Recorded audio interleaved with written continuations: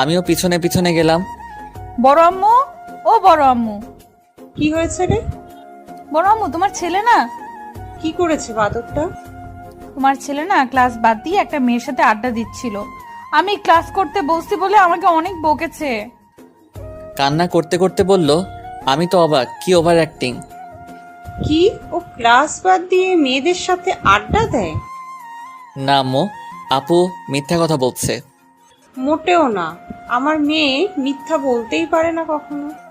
তারপর আর কি, আম্মু সে কি রাগারাগি, এভাবে আমাকে অনেকভাবে ফাঁসিয়েছে। তারপর আব্বুর ব্যবসার জন্য আমরা ঢাকা চলে আসি। এই 4 বছরে আমি একবারও নানুর বাসায় যাই নাই, এমনকি রিমি আপুর বাসায়ও যাই নাই। আপনাদের কাহিনী শোনাতে শোনাতে আমার ফ্রেশ হওয়া শেষ। তারপর রেডি হয়ে চলে গেলাম নাস্তা করতে। নাস্তা করে বাইক নিয়ে চলে গেলাম স্টেশনে। স্টেশনে গিয়ে দেখি রিমি আপু একটা বেঞ্চে বসে আছে। আপু